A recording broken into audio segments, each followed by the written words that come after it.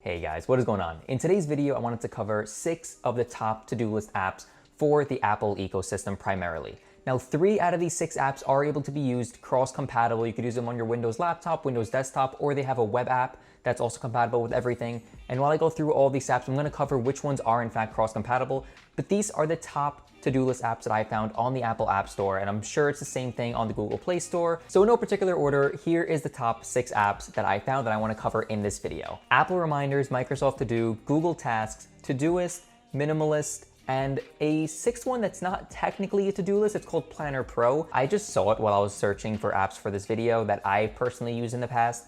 Never used Planner Pro, so I'm gonna go through it live just to see my first impressions and how it compares to these other, personally, I believe they're amazing to-do list apps. So let's just jump right into it, and let's start off with Apple Reminders. Now, Apple Reminders is honestly a sleeper, I should say. No one uses it for what it's actually intended for. People just use Siri to set reminders, then forget that they ever set reminders. Happened to me, it happens to everybody. We just tell Siri to do things and then we completely forget.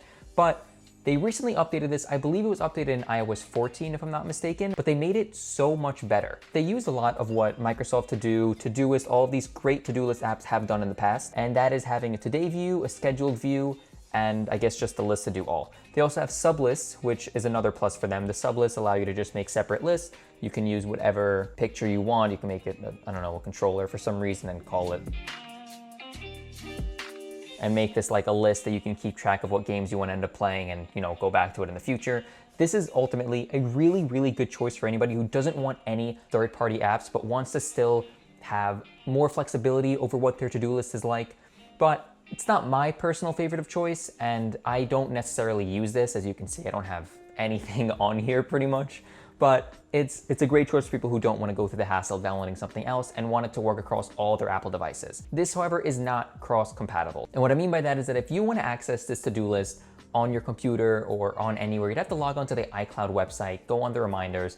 It's just too much for you to get access to your to-do list. Really, it's just meant for the Apple ecosystem only. One more thing I love about the Apple Reminders app is that their privacy stuff is just amazing. You know that none of this information that you put on here is ever going to get used by anything that you don't intend it to get used for. I mean, Apple's privacy makes me want to just keep using Apple devices over and over. It's honestly such a great thing that not a lot of companies are paying attention to, but I love that about this app. So if I had to rate this one out of 10, I'm gonna rate every single one of these apps out of 10. I would give it a solid 7 out of 10. It's good, but there are some rooms for improvement. So before we go further into this video, I wanted to point out that if you like these types of videos or you enjoy me reviewing apps or something weird like that, please consider leaving a like and consider subscribing. It's totally free. You can unsubscribe at any time if you really end up not liking me in the future. It would greatly benefit the channel, so I appreciate it. The next app of choice is Microsoft To Do, and this one is the one I've been using for such a long time.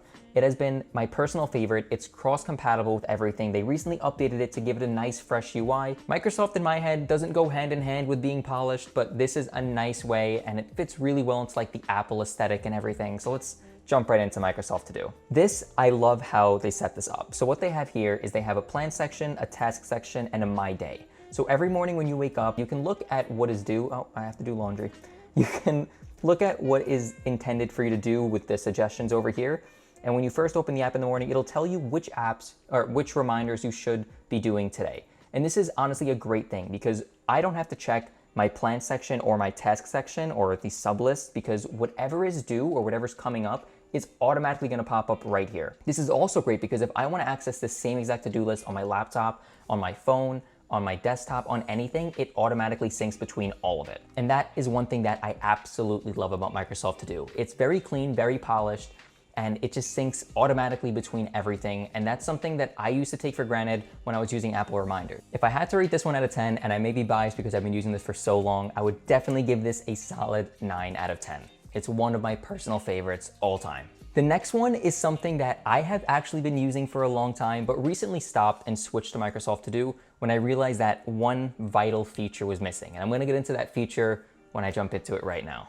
This app is Todoist, and I guess I have old tasks that I never actually completed on here. You could see I stopped using it. So I think I jumped back on it to try and get back into it, but I realized that that feature was missing again, so I didn't bother going into it. Todoist is honestly such a robust and amazing to-do list platform. They actually have a calendar view as well, as you can see up here, that shows you every task coming up. You could split it up into lists, you can put labels, you can put everything. The only reason, this is cross-platform compatible, so you can access it. They have a web app. I think it's just Todoist.com. You can log in, see your to-do list. One vital feature is missing here for me, and you do have to pay for the premium to get this feature, so it's not missing altogether. It's just missing because they want you to pay.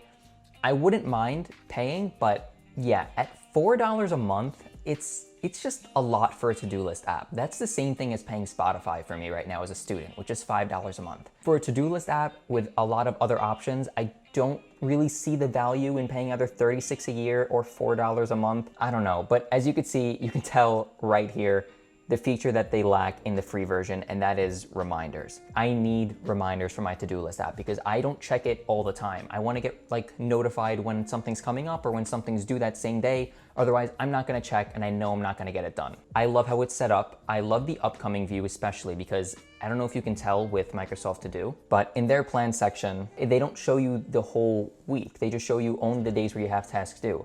And I think that's cool and all, but when you go into Todoist, if you wanted to look at every single day, it seems more friendly in my opinion. I don't know why, but seeing all the days at once seem a lot more friendly to me. Now for my use case, there's too much going on. The projects, the labels, the filters, it's a little bit too clunky in my opinion for like a grab and go to-do list app. You wanna just go see what you have to do and get it checked off. For people who are gonna utilize these features especially, I think it's an amazing choice and one that you should not sleep on. Todoist is a great app. If you don't mind paying the $4 a month or you don't need the reminders as bad as you think you do, it's a great app. Just that lack of reminders honestly killed it for me. But I would definitely give this a 7 out of 10 alongside with Apple Reminders because while it is great, it's too clunky for me, and that lack of reminders feature is honestly a killer. The next one is something that I downloaded very, very recently because I just like the name, like MinimaList. I don't know, it sounded cool. It's in essence just a really, really simple to-do list app, which is what I thought, but there's actually like a lot of features packed into this thing. So you think with the name MinimaList, there's not that many features, and it looks like there's not that many features on the screen. It's literally just a white screen, like that's it. But actually, there's a ton of stuff going on in this thing. So let's start by just swiping down, and this is how you actually add a task into the system. So let's just type in hello. That's not at all what I meant. But if you were to swipe to the right, it removes the task. If you were to swipe to the left, it would check it off and put it down with all the other checked off tasks. If we were to swipe down and go to the settings, there's a ton of stuff in here, which is kind of crazy. I didn't expect all these features to be built into like such a minimal aesthetic app, but you actually have themes that you could change.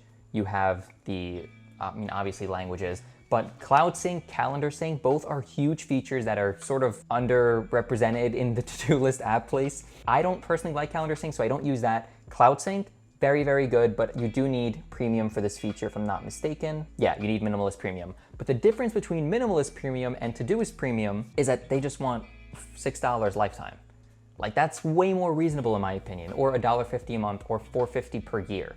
That's a much better price. Overall, it says it in the name, it's a minimal style, like minimal aesthetic to-do list app. It's a little bit too minimal for me. I do like how it looks. I like how everything just kind of fits. And one thing that I actually really liked about this is this daily reminder. So I set it to 9 a.m. and that means at 9 a.m. every single day, the MinimaList app is gonna send me a notification to my phone with a full list of all the tests I have due for that day. And I think that's really, really cool. And it's something that Apple Reminders offers, but Microsoft To Do does not offer yet. And I wish that they're gonna offer it sometime in the future because as of now, I have to remember to open up the app. That's just one extra step that I just can't do. But if I had to rate Minimalist out of 10, I would give it a 6 out of 10, sadly. I like it. If you like that type of aesthetic, you would love this app. It just doesn't fit for me. Okay, this is actually the last like to-do list app that I wanted to cover, and that is Google Tasks. Google Tasks is the same thing as Google Keep, if you ever saw Google Keep. It's good for what it is. There's just not that much going on, and I don't know if I like that or dislike that. Google Tasks is great for what it is. I don't know, it had 31 weeks ago. That task was 31 weeks ago. What even is that? Like, what does that mean? Anyway, we can actually check this one off because I'm doing it right now. Google Tasks it's good. I don't know, there's not, it doesn't really stand out to me though. Like it's a very simple style. There's not really many options to change. If you make a new task, You can set due dates and everything, and I think this could sync in with Google Calendar. There's not enough going on for me. I think you do have lists though over here. Yeah, you can make different lists and everything. So most of these apps do have the same features.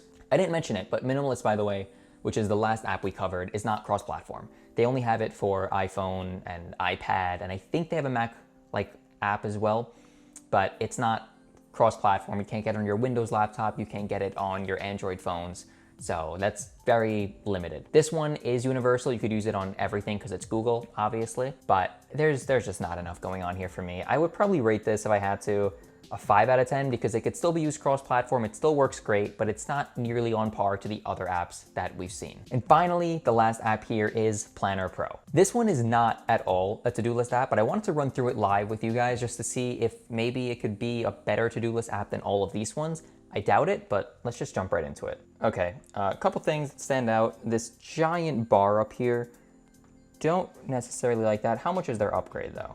At $30 lifetime, that's still... It's still a lot. I don't like it. Okay, so if I had to choose between these 5 apps here, I still have to go for Microsoft To Do.